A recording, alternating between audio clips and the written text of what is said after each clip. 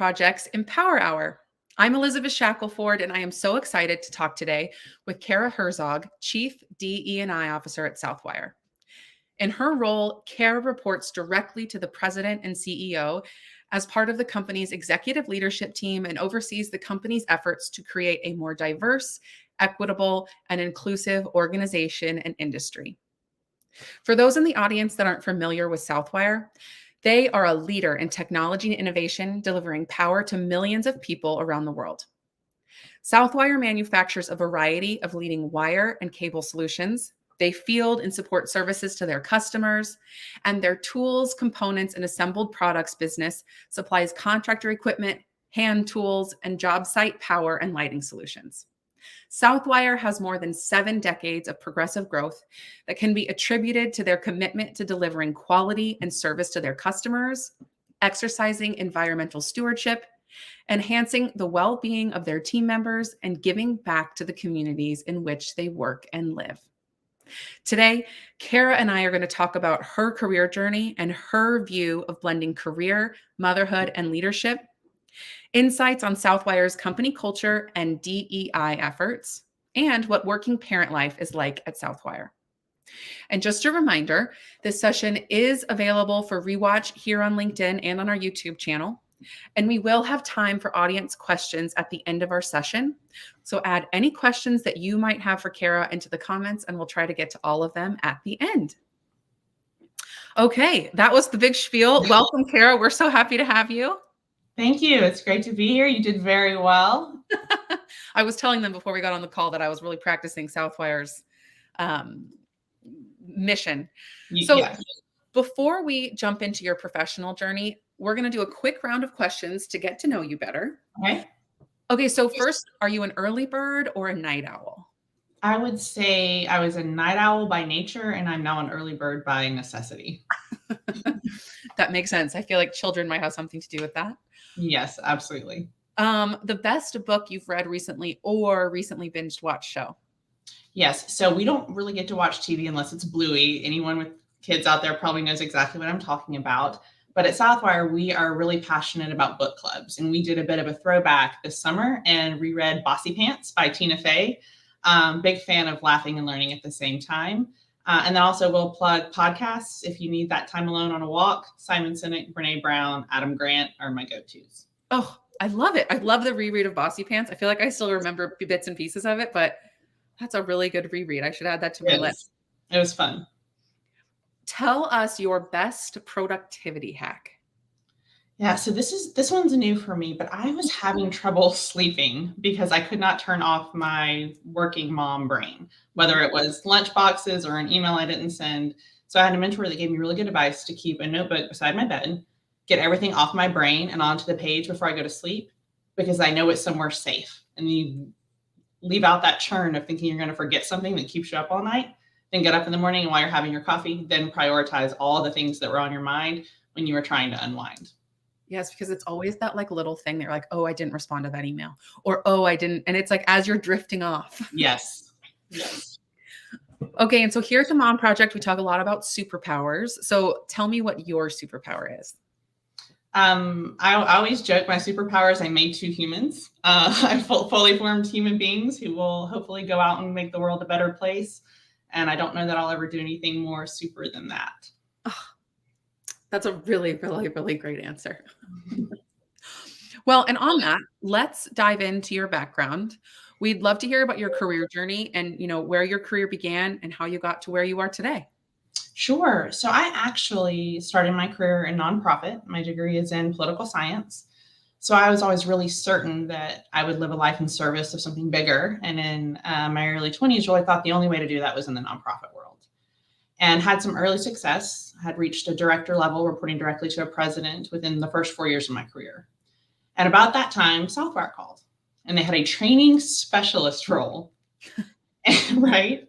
And so as I sort of consulted with key stakeholders in my life, like, why would you pivot industry? Why would you take a title that was less than the title that you have? Like, why would you consider a pivot? And I think that was one of the most pivotal moments in my career, because you have to really assess what matters most. And at that point, I wanted to learn. I wanted to be challenged, and I wanted to get to do a lot of different things, which is sometimes hard to do in a smaller organization. Mhm. So in many people's eyes, I took a step back by changing industry and changing course to move to Southwire and take a training specialist role in a brand new department. But it was actually really important because the opportunities I've had within Southwire to get to do different things, Mhm. to learn, the access to mentorship, the access to really a 360 view inside of a large corporation has been invaluable. And so now, 9 years later, of course, hindsight being what it is, I can say I started as a training specialist in a brand new department and now I report directly to our CEO as our first chief diversity officer. But at the time, everybody in my life thought I was making a mistake because they were getting hung up on what it was called. Title. And I think that's the most important lesson I've learned in my career is don't get hung up on that. Get hung up on what you can learn, what excites you, where you can go and build something and follow that path because it will be a rewarding one. Absolutely. Absolutely. And we And talk a we lot. talk a lot. Do I have an echo? Is anyone hearing an echo or is it just me? No? Okay. We talk about at the Mom Project about how it's like it's not the career ladder doesn't really exist. Like you have to think of Correct. it as like something that ebbs and flows, whether that's something that happens in your life or something that happens in your career. Like don't be afraid to embrace something and learn something new. And every skill that you get throughout that journey is going to help you and make you better in the long run. So I love that. Don't be so hung up on. Well, and yeah, and to your point, you said it, well, don't doubt yourself. Yes. I was so nervous because like, how am I going to learn a new industry? I don't have a network in this organization. I don't know what I'm doing in this organization. I was a bit on autopilot, which isn't fun, but I knew what I was doing. But I also wasn't fulfilled. And so I also think just be bold. Be bold and take the chance because then you're like, well, at least I tried. And if it doesn't work out, it doesn't work out. Exactly. Yeah. Oh, I love it. We're very aligned there. So we know a bit about Southwire, but can you share more details with us on Southwire's DE and I journey? Yeah, absolutely. And I really like the word journey. And a teammate of mine, we were talking about that word this morning because it is. Because from my experience and perspective, I just don't see a time where we're finished, Mhm. but it's evolving. And so when I think about where Southwire started, and I've been along for the ride for the last 9 years, and that's really about the amount of time we've been focused on it, it starts with awareness, Mhm. right? Can we build space for conversation? Can we start some employee resource groups and again, build community around some of the things we need to discuss as an organization? And then get to the point where we are today, where you're talking about how you integrate and operationalize, right? And how you measure yourself against progress. And that's really the point we've gotten to today. But there were stops and starts, and there was laughter, and there were tears, and it was a true journey. But you really have to assess where you are, at the very least annually, and set milestones and then set actions for how you're going to get there. It starts with intention, but intention's not enough. You have to have accountability too. And that's really the point we're at in the conversation and the journey. We've built the foundation, we've built the awareness, we've created space for conversation. Now it's about how we operationalize and hold ourselves accountable to progress. Amazing. And I think thinking about setting goals and KPIs, and I love what you said too about intention's not enough because the intention can be there, but sometimes Mhm. that's not going to take us to the next level and what and where we're trying to go, even if we have the best of intentions. Correct, right? Because it can be yes and work. Yes. Unless you value it the same way you do customer service or anything else that you measure yourself against, depending on Mm, your industry and your organization. mhm. I love yes and work. Well, and okay, so you've mentioned this, but you've been at Southwire for 9 years, which speaks Mhm. volumes of the company. Can you talk to us a bit about working parent life at Southwire, including like, because you've been there, and then what policies, benefits, and flexibility does the organization offer, to working parents to make work-life integration seamless? Yeah. I probably wouldn't say seamless. I don't have anything in my life that's seamless, but we're getting better all the time. And so at Southwire, we're obviously in the manufacturing industry. So we have a mindset of continuous improvement. So when you think about that in terms of how inclusive our policies and benefits are, that's exactly how we think about it. Because the employee value proposition, the needs of our team members are constantly changing. Mhm. So when I think about the last 9 years, and so my children are 8 and 5, So I had no children when I started working at Southwire, and now have two. Been a nursing mom twice at Southwire. So I've really grown up in many ways inside the organization. And what I'll say is we just continue to get better about thinking about the whole person. So in terms of the maternity leave that we offer, maternity leave is great, but a missing piece for us a few years ago was, what about paternity leave? Because fathers are just as committed to their families, and that time is just as valuable for them to be there with their child, but also for their partner. Yeah. Oh, yeah. Like, yes. I think everyone who's Yes. had a child, you can think about that, where how much you needed your partner there. Exactly. And then again, something else we talked about is we want to be a destination workplace for mothers. So we started a company-wide implementation last year for a One Southwire standard for nursing mothers' rooms. So whether you're in a facility in Texas, California, Georgia, or Alabama, you have a safe, sanitary, clean, and beautiful place to do what you need to do to care for your child, but still contribute to your work. And that was really important to us. We also have a really wonderful employee assistance program. Say that 3 times fast. But, and a piece of that is Care Navigator, because as we talk about the sandwich generation, right? And 80% of the people in the United States being caregivers, some of us are caring for children and elder parents at the same time. Yep. And who has a whole lot of time to go and find the resources they need?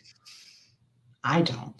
So we have Care Navigator, which can support you in doing that. Whether you need help for elder parents or children, you have resources available to you so you can find the support you need so you can bring your best self to work, because you have everything else taken care of outside of work. And that's what we mean when we say the whole person. We know you can't bring your best self forward if you're worrying about things outside of work. So we're always looking for new ways we can support the whole person. And our policies and benefits are a great way to do that. And then flexibility, it's the name of the game. It was important before the pandemic. The pandemic just illuminated we have to move faster. So when we think about our folks that work at a desk, people in roles more like mine, we have this hybrid work evolution brought on by the pandemic.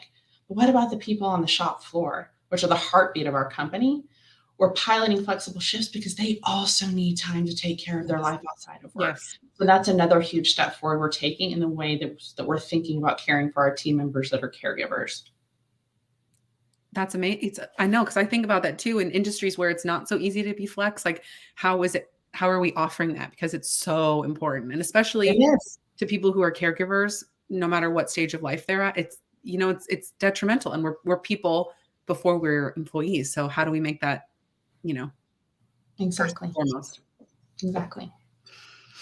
And so let's talk about your personal journey. Okay. You're like, that is a loaded question. You said that you've kind of you got to Southwire and you hadn't had your children yet. So how has your career evolved simply based on, becoming a mother?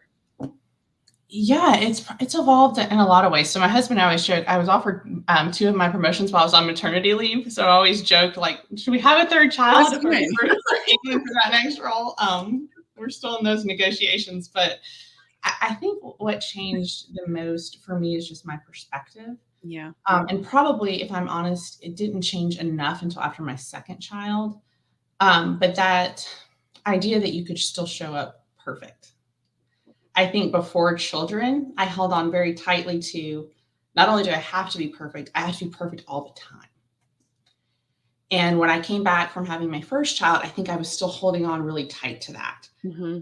And I regret it because I probably wasted some energy and some joy of that first baby, trying to pretend like I was exactly the same person when I came back to work. Mm-hmm. I wasn't the same person. No. My priorities had shifted. My world had been blown wide open in the best way. My heart had been blown wide open. And I wasn't articulating that I needed different things to be successful. I was just trying to fit into an old structure that no longer worked for me. Mm-hmm. And so I think what I've learned after my 2nd child, and just maybe the wisdom of some age, is it's okay to ask for what you need to be successful. And it's also okay to admit when things are hard. And it's okay to ask for help. Because when you show up authentically, you give other people permission to do the same. So my relationships, even inside the organization, which I attribute to much of my success to, the power of team, got better when I stopped trying to do it all by myself. Yes. And setting those boundaries. Yes. Because you don't I think well, I feel like I need to dissect so much of your answer, but Okay, so let's do in the it. first, because I think when you come back after your first maternity leave, you're like, so you wanna be that person that you were, but you can't. It's physically impossible, but I think you wanna prove yourself, you wanna make sure that people Yes. know that you haven't changed and you're just as dedicated, and while you Yes. are, I mean, I think most people are just as dedicated, it's like, you can't be because you have a whole human to take care of. Yes, that's well said. A whole human, and you can't be the same, and that has to actually be part of the conversation Mhm. because in many ways I'm better. Yes. My performance improved after I had children. I'm sure, and you learn how to multitask in a way that you've never thought possible before. Right, right, and there's a resilience to it, and there's also a perspective to it. Mhm. And not to get too deep too early in the conversation, but a bad day at work's a bad day at work. My kids are healthy. My husband's Wow. healthy. A bad day at work's a bad day at work. Totally, and I think in my 20s, I'd be like, a bad day at work would, like, derail I felt like sometimes a bad day at work would make me make mistakes throughout the week, it just continued to Yes, it would just yes, continue to yes, the crumble. dominoes. The dominoes would just continue to fall, and then I think now it's just like, "Oh, well, don't worry about it." And I don't mean that to take it lightly, but, it No. just gives you perspective into it's at work, and there's so many other things that you are keeping spinning right now, and so just the Yes. perspective, I think, really helps. Well, and to your point, that's actually a leadership skill. Fail fast and move on. It's not productive to dwell. We waste energy, we waste efficiency, we waste progress. Yes. And now as a mom, I don't have time to waste anything. Yes. Oh, what a wonderful reframe, because I said that and I was like, "Shoot, I hope people don't think I'm blowing things off." But it's so true. It's just that you just have to move Yes. on. Yeah, and it's so funny. I was, I'm not a fully realized person in this. I was being hard on myself about something a few weeks ago, and I have a trusted friend inside the organization. She's also a female executive. We're raising young children at the same time. And she was like, progress over perfection. Yes. It's like, Mm, remind yourself, progress over perfection. First of all, there's no such thing as perfect. Secondly, it's all about progress. It's all about yes. moving the ball forward. Mhm. And taking what you learned, and, it might not be the most perfect thing you've ever produced, but we got it done. Exactly. Mhm. Oh, that was a wonderful answer. Okay, so then talk to me. I know I'm kind of veering off, but talk to me about boundaries. I mean, how do you protect those boundaries now that you have 2 kids who are a bit older and you've been there and you've done that? Talk to us about how you really make sure those boundaries are set between work and home, or, in both aspects. I think it's probably one of the hardest things. Yeah. I know there's always questions about balance, right? And I'm sure we'll talk about it at some point, and we can talk about it now. No such thing for me, and I will gladly be the mentee of anyone who has cracked that nut because I just haven't been able to. But what you said is key. Learn to set boundaries and learn to prioritize, right? What is negotiable for you, and write it down. Mm. Make your thinking visible. And Yes. what is not negotiable for you, right? And it's okay to set those boundaries and be clear and perform around them. I'm a big believer in we manage performance, we don't manage time. If you can execute what you need to execute and set a boundary that empowers you to be at your son's game, I'm cheering for you. Manage performance, set boundaries, prioritize accordingly. And the other thing I'll say, and this is the goal that I set for myself this year, is that when I set a boundary, I wouldn't apologize for it. Because what I have found myself doing is when I have to say no, whether it's something no at work Mhm. or no in my personal life, I quantify the no. I'm doing this and I'm doing this and I'm doing this. And then we have this. And then the kids have been sick. And then I just got back from this. And I would, but I can't. No is a full sentence. Yeah. I that's a lot. Of course, I am the worst person in saying no. I'm Yes. overcommitting, I It's overcommit, awful. and then I Yes. back out last minute. It's like my most horrible trait Yeah. in my Yeah. personal life for the most part. Yeah. It's really hard to say no because you don't want to disappoint people. Mm-mm. And I also think, depending on your environment, depending at what point you are in your life, and this was true for me, there's cycles of proving. So if I say no, I'm validating a belief that I can't do it all. But the truth is, I can't do it all. And why is it not okay to say that? We can't do it all. Yeah. Wow, that's so brilliant. If I say no, I'm validating that I can't do it all. And I Yeah, and think that's the it's a hardest. cycle of proving because you're trying to impress upon someone else why you have to say no instead of just knowing you set a boundary that was right for you. Mhm. And just holding fast to that and knowing it's the right decision. Yes, you could say it graciously and Yeah. respectfully, but it's still no. Mhm. But it's still no. Be kind, but Yes, be always, firm. Mhm. but no is no. Mhm. Well, and kind of on this, we've kind of touched on this, but what aspects of motherhood have really helped you in your career? Even generally, or as it relates to DE&I. Yeah, so I think there's the obvious ones a lot of us could agree on. I'm more efficient, right? Yes. I'm more empathetic. My no nonsense meter is a lot smaller because time is my most precious resource. Mhm. So I'm very fixated on what's value add versus what isn't, what's just activity. Yes. So I think those things make you a better leader. I also think I'm more vulnerable, and I think my team would tell you that if I'm having a bad day, I'm not afraid to say I've had a bad day. If I fail at something, I'm not afraid to share that I failed at something. And there's part of that I really think is connected to the experience of becoming a mother because you need community to admit that it's hard, Yes. but somebody has to say it first. And I think that's what motherhood can do for you is it creates a space where you're willing to share and you give others permission to do the same. Mhm. And again, it goes back to authenticity and the ability to just bring your full self forward. Because again, you've just done something incredible, but now you're also trying to do something really hard, which is raise humans and follow whatever your personal passion are. Or maybe sometimes it's not even a passion. Maybe sometimes you're just trying to pay the bills. Right. Either way, you're stretched too thin. Yeah. And that's hard. And I think in being able to create safe spaces where people can admit that it's hard really resonated with me once I became a mother. That sense of empathy Mhm. for how just hard it is to be a human sometimes. Yeah. Mhm. We talk about that at the Mom Project a lot, and I think this is, we are vulnerable and we do try to bring our full selves to work because, like, it's if you can't do that, then how do you function in the day to day? Yeah, and it's an adjacent story, but it was a powerful one.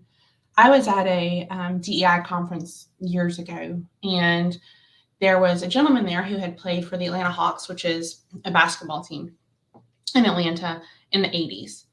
And he was gay. But in the 80s, he didn't feel comfortable in the community that he was part of in professional sports and in the South to admit that.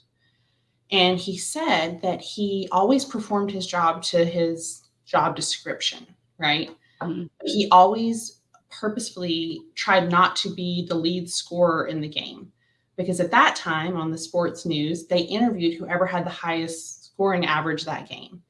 And he was afraid that if he performed really well, it would bring attention to him and it would expose something he didn't want to expose. So instead of focusing on his performance and how he could be the best version of himself, he spent all his time trying to figure out how he could hold part of himself back so he wouldn't be exposed. And that story, again, I probably heard it 5 years ago, but to me, it speaks about everything we're talking about today and holistically with DE&I. Do we really want cultures where people have to spend all their energy hiding parts of themselves? Because, Absolutely. right, from just a human experience, that's Mhm. awful and heartbreaking. And then from an organizational experience, there's no way you're getting that person's best. Absolutely not. No. And I think that's such a lovely story and anecdote because it's so true. It's like, I don't know, you think about him and how he came to work every day and, like, pushed part of himself down. Yeah, And I'm sure his team would have loved to see him at his full potential. exactly. And I think that's how, any team that functions at work, it's like you want all of your people to be at their full potential to be able to reach the best you can as a team. And to know when someone else in your team is suffering or not, going through a hard time. Oh, I love that comment that Austin just put in there. But Austin, but yeah, I really love that story. Thank you for sharing that with us. absolutely. So you've supported DE&I throughout your career at Southwire, but what have you seen evolve at Southwire in your tenure as it relates to the DE&I space? Yeah, I think it goes back to the conversation we had a little bit earlier. It's just about from building a foundation to accelerating. Hmm. And so we're at a place now where we're accelerating, and we're accelerating for a lot of different reasons. First and foremost, when you think about inclusion, it's a core value at Southwire: trust, empowerment, consistency, inclusion. Those are what we measure ourselves against. And that's the way we operate in this world. But beyond that, and beyond the fact that Southwire has always been a company committed to doing the right thing, now the conversation has shifted because now it is a part of our strategic plan in a way that it's either going to accelerate our growth and success, or it's going to be the limiting factor to our success. Because a diversified workforce is essential to reaching our goals. Hmm. I'll go a step further in saying creating workspaces that work for women are essential to reaching our goals. Absolutely. We know we are a better organization from financial performance, innovation, engagement, everything you can measure if we have more women inside this organization. And so we are laser focused on it because, again, the labor market is tightening and the employee value proposition is evolving. So the conversation now is, how do we ready ourselves to make sure that we are the employer of choice for a diversified workforce? And women are a critical piece of that. So that's really how the journey shifted, that concept of awareness and what is DE&I? And I think back then we weren't even saying the E yet, it was just D&I. Right now, like, how do we operationalize and integrate this? And it no longer becomes the thing you focus on when you have time. If you're a leader at Southwire, this is your job. This is part of your job. And this is what you're expected to deliver upon. And that's the point of maturation that we're working towards. Is make it a part of everyone's job at Yes, times. Hmm. it's people. Yeah, Show me any organization that can achieve a bold ambition without great people. you can't. You have to have the right people on the bus to get where you want to go. Yes. And diverse perspectives and ideas. Absolutely. Hmm. The innovation it brings. And there's so Absolutely. many examples from the aerospace industry to the medical industry where solutions are not what they could have been because there was not diverse thinking on the team, right? So like the first artificial heart, fully male engineering team, when they go to put the first artificial heart in production, pretty big deal. If it's 90% of men, 14% of women, right? Hmm. Yeah. So yes. That perfectly illustrates your point. Wasn't intention. Mm. Nobody intentionally said, let's not have women on the team, but they didn't think about it. And they didn't hold themselves accountable to a diverse team. So they didn't get the best solution. And I really like, holding yourselves accountable to making sure that you have diverse voices at the table is something that I'm going to hold on to because I think that's such an important facet of thinking about inclusion, but also ensuring that this is what you need to do. Yes. Well, and that's something that depending where you sit in your role, all of us can influence that because I know sometimes it can feel overwhelming, right? Like in my role, Mhm. depending what your role is and your organizational size and where you are in the journey, how do I influence change? When is Right. the last time you invited someone new to a meeting? They don't have to be in your department. They don't have to know anything about what you're doing. Fresh eyes are usually better when we're solving a problem. Yeah. Right? Yeah. So it can be overwhelming when you think about the scale of change that needs to exist within some of our Mhm. industries and organizations. But you can also start small. Who are you including in conversations? And all of us have that opportunity.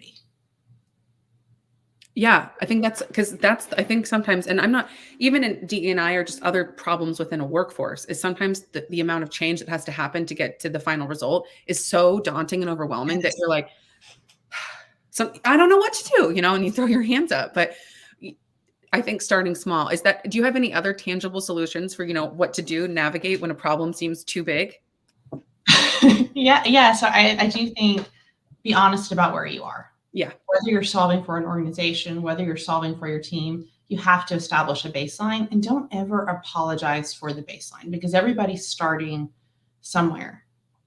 And I also think that you need to assess your maturity, right? And you can use an external resource, you can plan it towards the goal you want to reach, but you have to give yourself time to move across a continuum because you're not going to change the world in a day. And so I think that's really important too. Like, what is your yardstick? What is your maturity model? What is your continuum? What is your vision? What is your end goal? But what are you working towards? And then give yourself 18 months in some instances, ish, I like an ish, to make progress, because you're also not going to make progress in 2 weeks. Now, you can set a short-term goal that from this point forward, at least once a month, I'm going to invite a new perspective to my meeting. That's on your calendar. You can actionalize that tomorrow. But when you're talking about the longer term goals, we're going to improve representation. We're going to implement more inclusive policies. It starts with a continuum, and it starts with building your baseline. And then you have to find your early adopters, because you will always have resistors. Most people are going to be in the middle. Leverage your early adopters, because you also can't take on the emotional labor of doing this work alone. Right.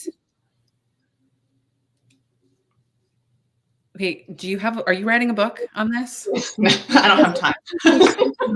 But so many of what you just said applies to whether you're in the workforce or whether you're searching for a role or whether you're looking to improve yourself. No matter what that is, like, knowing your baseline and not apologizing for your baseline is really incredible and thoughtful advice. Everybody starts somewhere. And then I also love what you said about, like, knowing your maturity level and understanding where you are and then, how you can get there.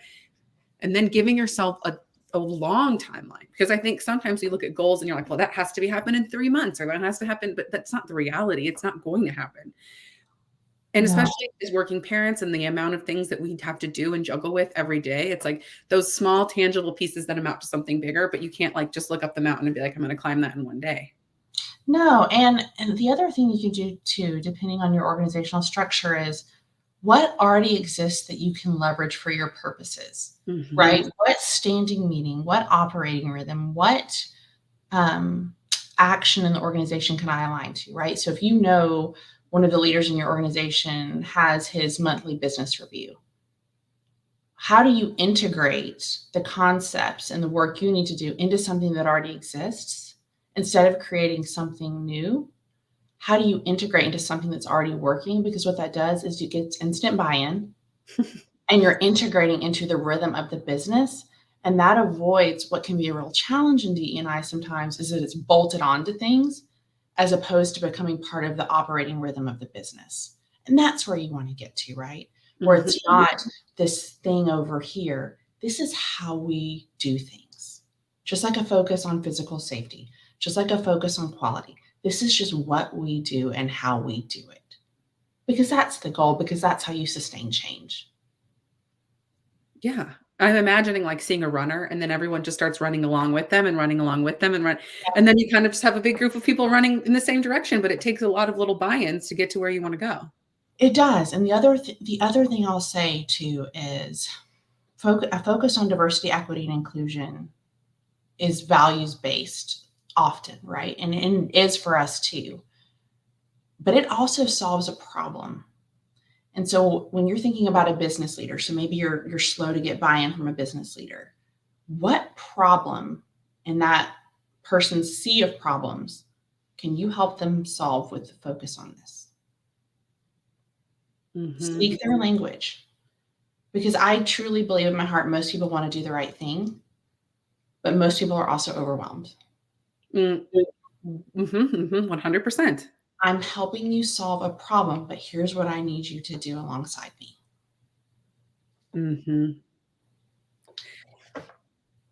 Yeah, I think that sometimes when someone comes to you with a solution, but you're too busy, you're just like, I don't, and you table it. But I think that's I'm thinking about how we can help each other in the workforce. You can help each other as a neighbor or, someone in your village. It's like, how can I solve this problem? I can help you, and here's how it works. Because identifying a problem and knowing that you have a solution for it. Exactly.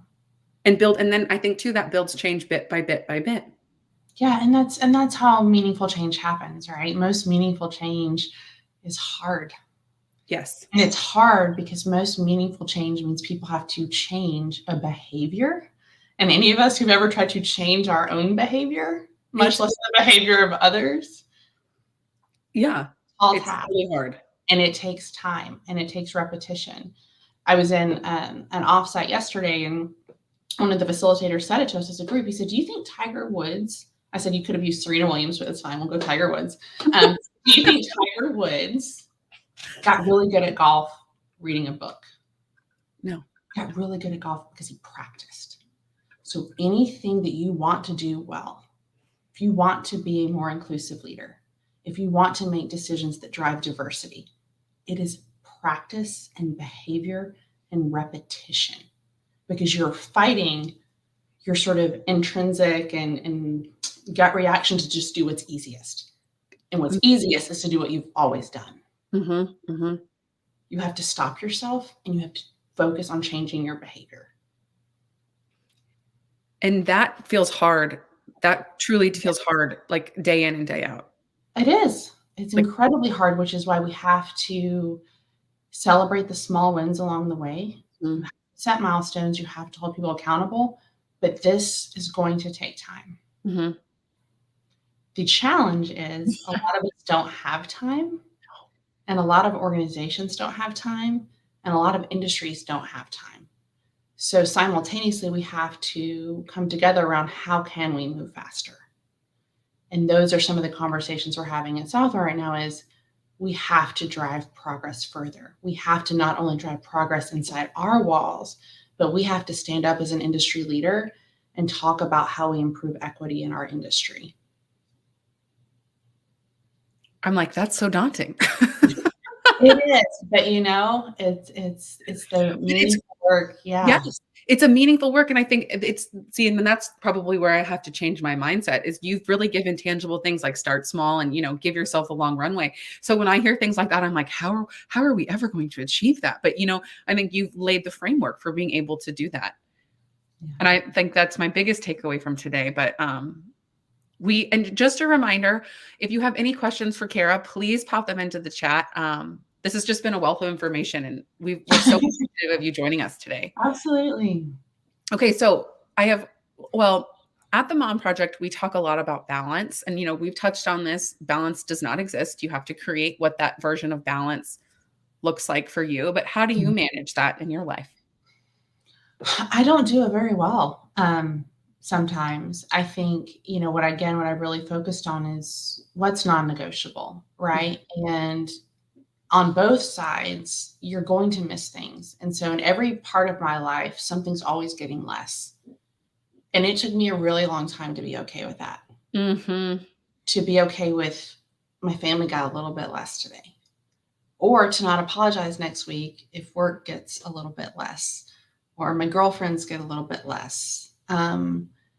And that is really where I have tried to focus my energy is, okay, what are my boundaries? What are my priorities?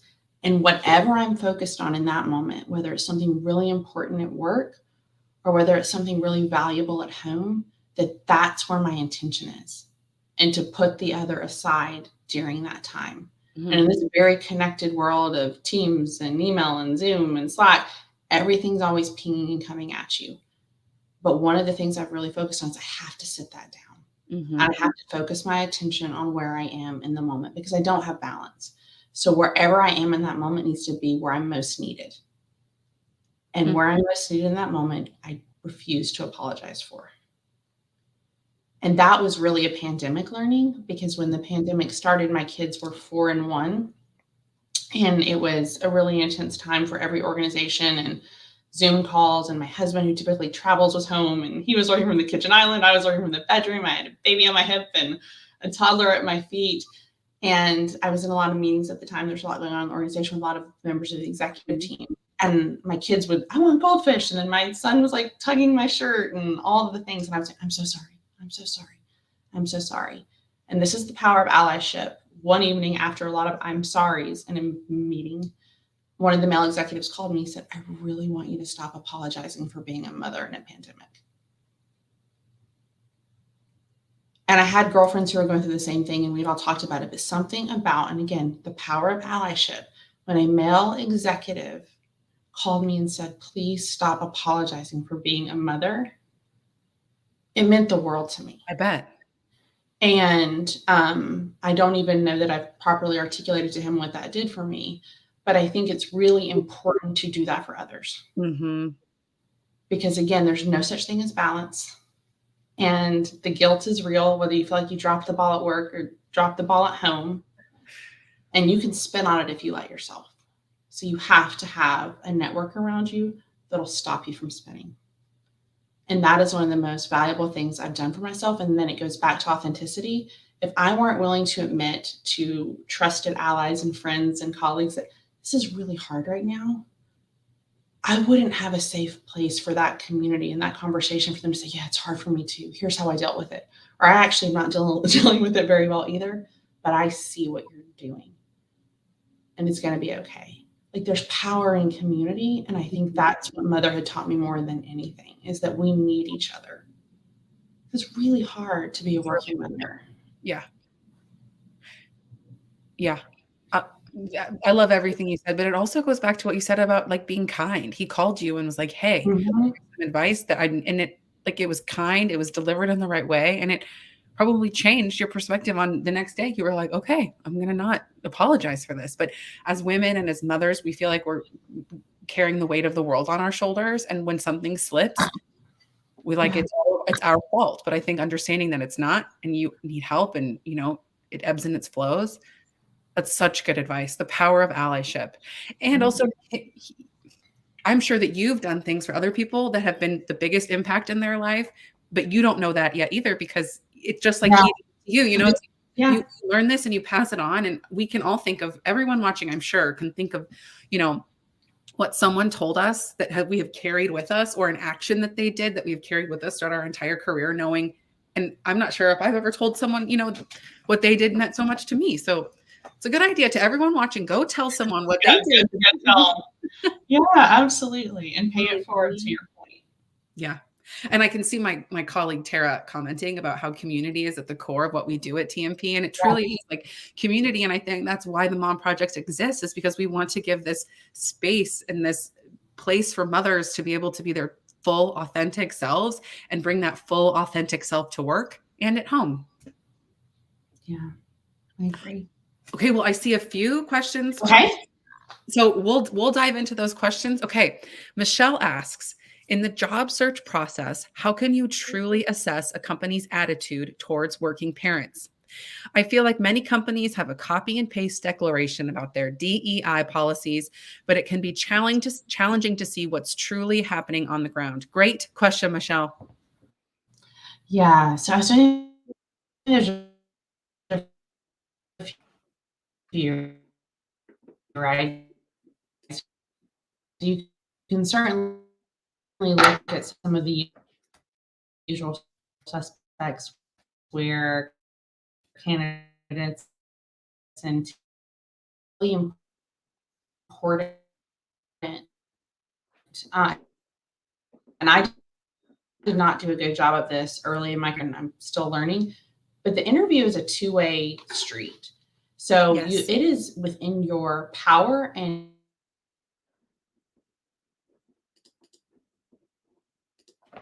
Oh, shoot. I think, Kara, you might be breaking up a little bit.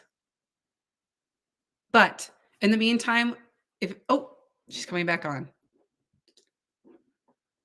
But I think what Kara was trying to say is that interviewing is a two-way street. So you should always be willing and able to ask those questions. And if you don't ask the question that like you have every right to ask a question about their policies and if they're not willing to answer it in an honest and authentic way, it's probably not the right place for you to work.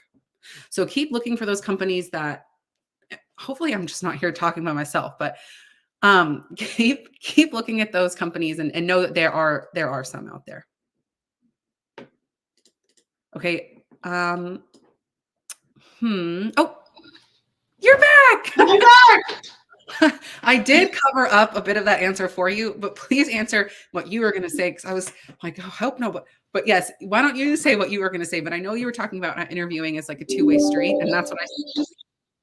Be authentic, and if you ask the yeah, questions and they don't have sure. an answer for it, you probably don't want to work there anyway. But go ahead.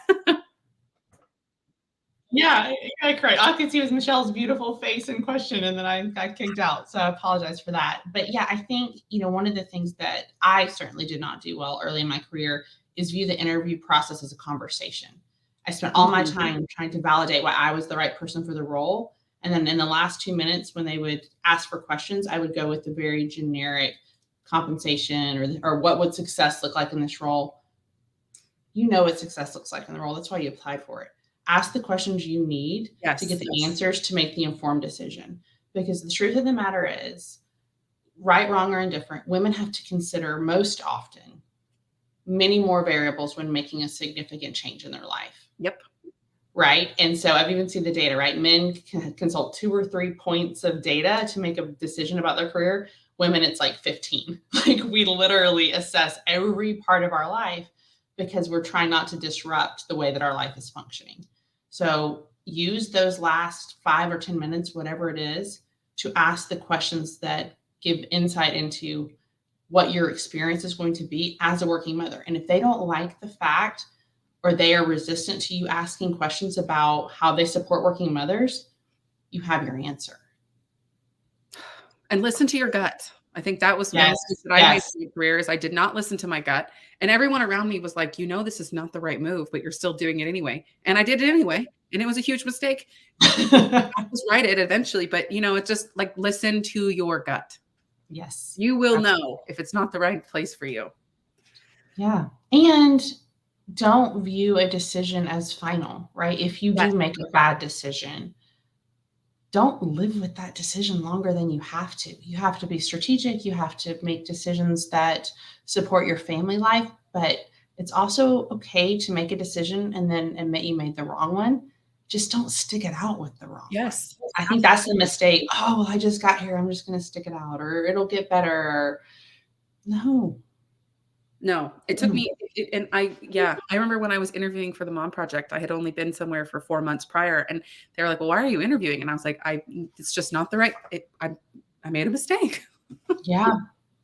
And I see that you're there. And yeah, and I see a comment. I'm sure it does feel risky, and everything we're talking about, setting boundaries, saying no without quantifying, is so hard. So I want to lead with that too.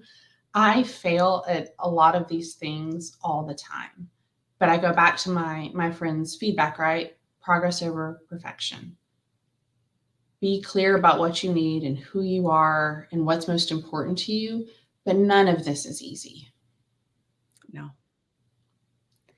No, it's like all about being vulnerable and just, it's like hard. And I think it goes also back to knowing that you have to do it every day to make it feel more authentic and feel more natural and like try to make it a part of it's really hard. It's all really hard. And we all want to show up as the best version of ourselves. And if we're honest, a lot of us probably try to show up perfectly. So you don't want to say to a potential new employer or to a new boss that you need to set a boundary. But I had a female executive who mentored me many years ago, and she told me, set your boundaries early. She said, as hard as it is, it's even harder to reteach a boundary.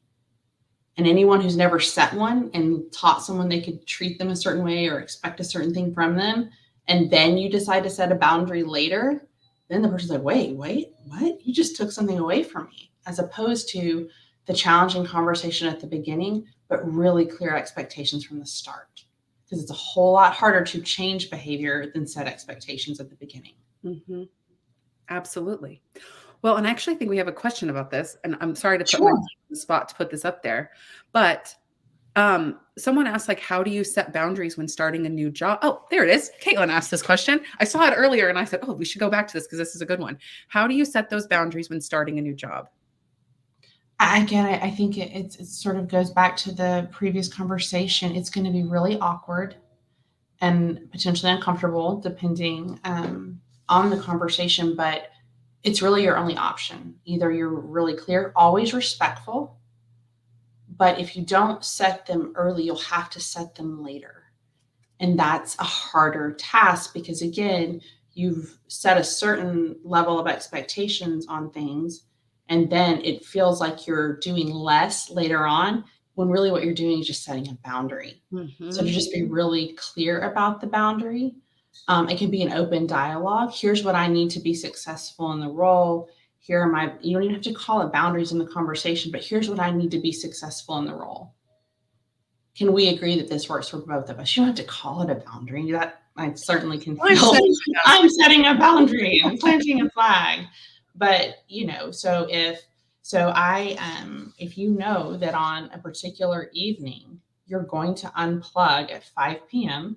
because it's non-negotiable for you that you watch your son play t-ball, you are within your right to say, I am going to unplug on Tuesdays from 5 to 7.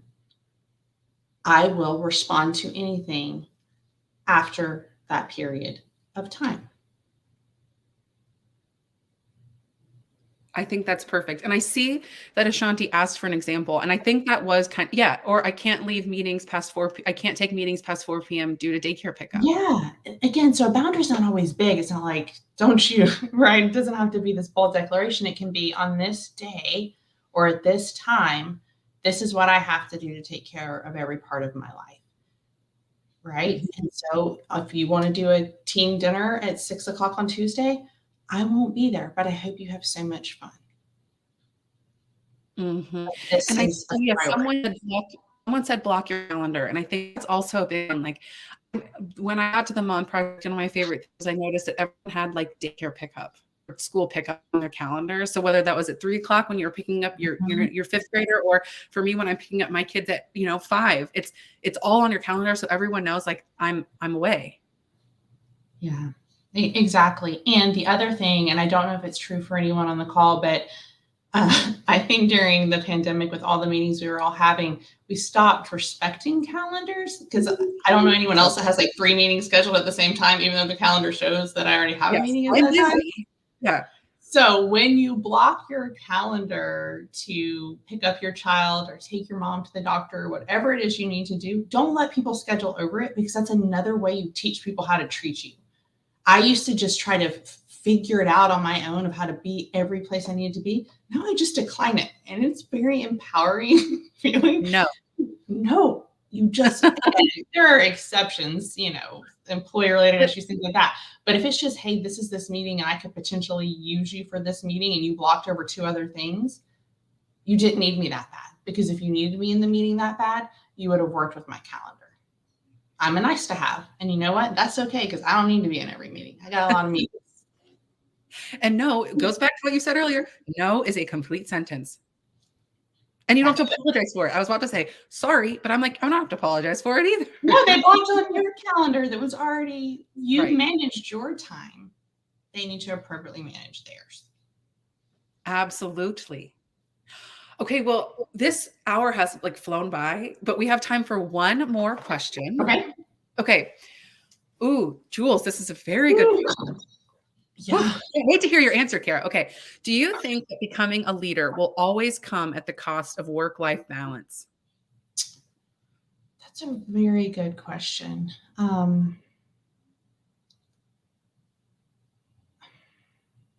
do think to some degree. I don't think it has to come at the cost of your work-life integration or your work-life value set, but I do think the concept of balance from my perspective, with every role I've taken that was a move upward, I've lost more of my time.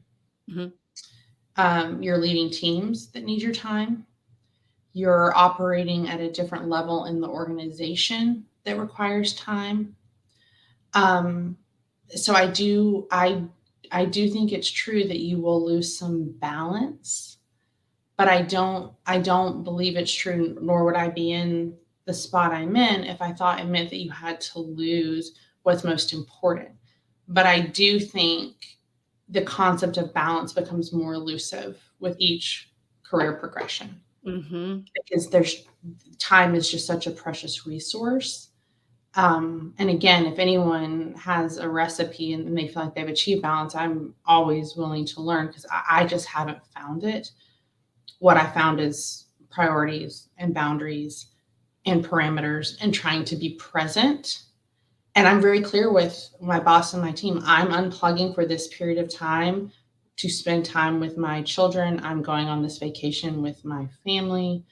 I'm very clear that I'm not going to respond to you unless something's on fire. Mhm.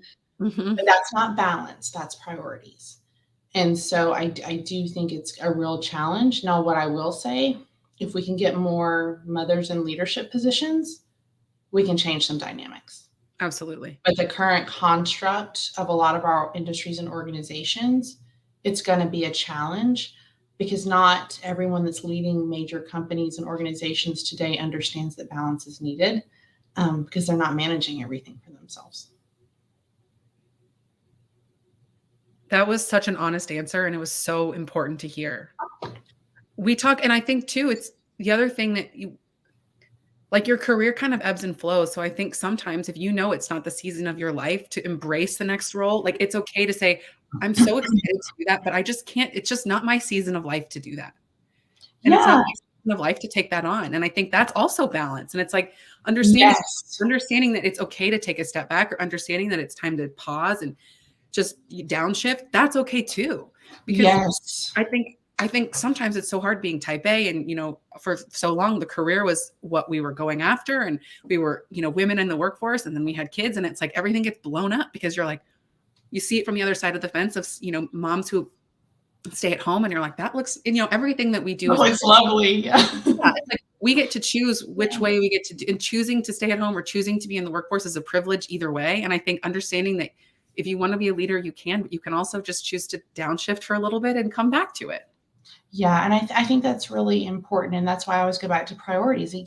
I've had different priorities at different stages in my life. I've said no to things when my children were really little, and they're still little. They're only 8 and 5, but when they were babies, I said no to a few things, and you have to just be okay with that because it wasn't what was best for my family. And the other thing I'll say though, because I do want to end on a high note, is to say that we do have the power to change that.